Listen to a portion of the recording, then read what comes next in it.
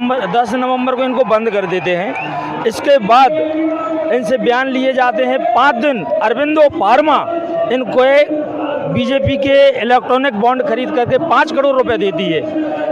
अब इसके बाद 6 महीने बीतने के बाद शरद चंद्र रेड्डी को ईडी टॉर्चर करती है मोदी को आगे लेकर के कि आप अरविंद केजरीवाल का नाम लीजिए कि हमने इनको पैसा दिया है। उसके बावजूद भी शरद चंद्र रेड्डी बोलता है मैं केजरीवाल जी से नहीं मिला और केजरीवाल जी से कोई लेना देना नहीं है। जब शरद चंद्र रेड्डी को 6 माह में जेल में रखा तब शरद चंद्र रेड्डी को कहना पड़ा बाद में कि केजरीवाल से मैं मिला, केजरीवाल को पैसा दिया। सच्चाई ये है कि ना केजरीवाल जी से शरद चंद्र रेड्डी मिले। जैसे ही शरद चंद्र रेड्डी की जमानत हो जाती ईडी यहाँ पे कोई विरोध नहीं करती। लगता है आपको कि पार्टी पे बीजेपी पे क्या फ़र्क पड़ेगा? फ़र्क तो बहुत पड़ेगा, फ़र्क तो पड़ना चाहिए, बहुत पड़ेगा, क्योंकि लोग देख रहे हैं कि क्या सच है क्या झूठ है। और केजरीवाल जी बहुत अच्छे इंसान हैं और ईमानदार इंसान हैं।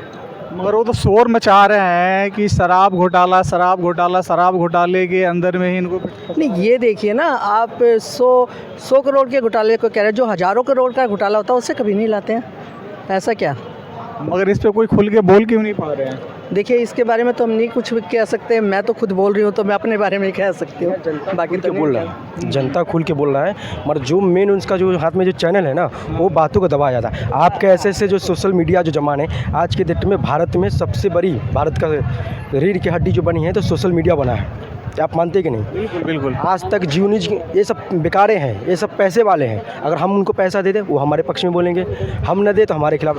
अभी दवाई वाला जो मामला है पूरे भारत में 60 करोड़ मोदी ने दवाई में घोटाला किया है। जो उसका मालिक है उससे 60 करोड़ रुपया ले लिया और बोल दिया है कि आपने पूरे भारत में अब दवाई डुप्लीकेट चलाई है। हमारी जो है हमारा प्रधानमंत्री को कोई परवाह नहीं है, आपका परवाह नहीं, किसी देश की जनता का परवाह नहीं। उसे तो बस इतना दादागिरी करना है कि भाई हमें कुर्सी चाहिए 400। वो 400 पार नहीं करने जा रहा है, उसे बड़ी मुश्किल।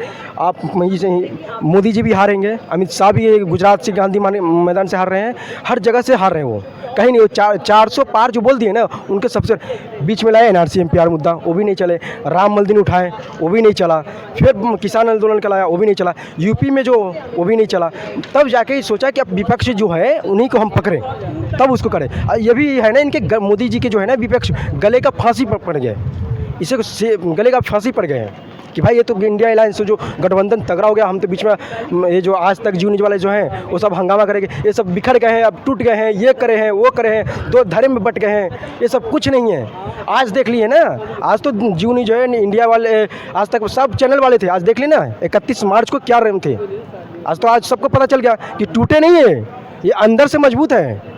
अगर ये मशीन हटा ले तो फिर 400 पार क्या ये पूरा 0-0 ला देंगे। और एक समय आएगा भारत के अंदर में कि मोदी हो या बीजेपी वाले हो, ऐसे ख़त्म हो जाएंगे ना। खाली एक बार केंद्र से हटने का दे रही है, उसके बाद तो इसको भारत से है ना, अटल बिहारी वाजपेयी का ही कहना है, पार्टी आएंगी, पार्टी जाएंगी, मगर हमारे देश बचनी चाहिए।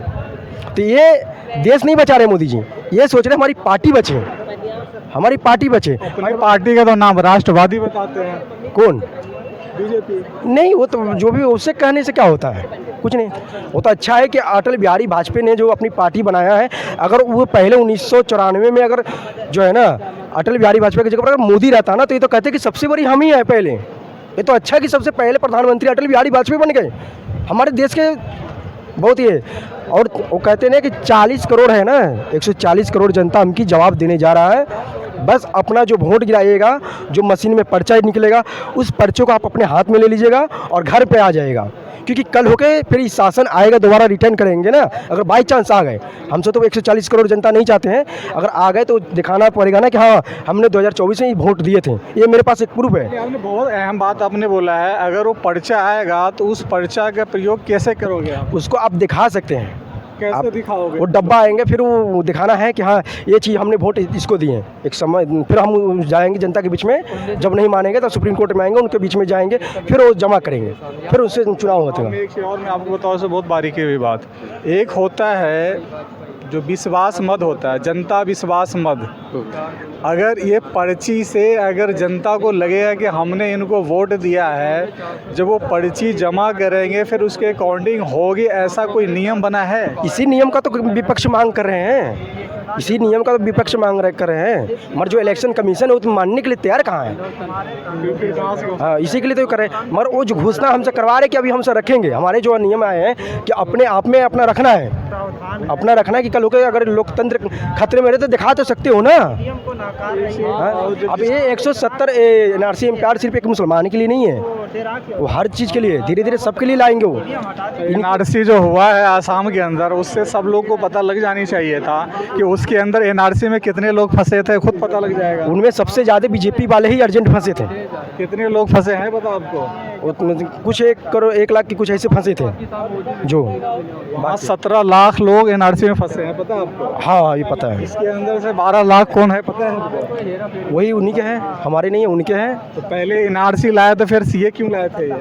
अब इनसे पूछे ना, उनसे जाकर पूछे कि क्यों लाए भाई, जब एक लाए हो तो एक से तस्ली हुआ तो फिर दूसरा क्यों लाए हो, एक ही पर तसल्ली रख लो ना। इसलिए तो लाए हैं कि ताकि जो फंसे उसको निकाले। वो कहाँ निकाल रहे हैं, वो निकाल कहाँ रहे हैं? अगर नए काम करता है वो अब बताओ 4-5 साल हो गए, 5 साल हो गए, अब कह रहे हैं एक मुद्दा, एक ये वो क्या लोन, कौन सा लोन है, विश्वकर्मा लोन 2 लाख, विश्वकर्मा लोन 1 लाख माफ है, 1 लाख आपको हम दे रहा है। अब याद आया जनता की, इससे पहले आपको रोड़ी दे दिया, आप ये मिल भी रहा है किसी पे भी? कहाँ, कुछ नहीं है, कुछ नहीं है। एक ये फ़ोन करते हैं आपको, घर में किसी परिवार में आपको मिला लोन, आपके किसी मिले हैं भाई, आप बोल देंगे नहीं तो फ़ोन कर देगा, और बोल देंगे हाँ तो थोड़ा लंबा बात करेंगे वो। हाँ, ये इलेक्शन के बेर ही याद आते हैं, बाकी बात कहाँ चाहते हैं। यूपी में जो छात्रे पर जो आपने लठ जारी किया वो कहाँ गए?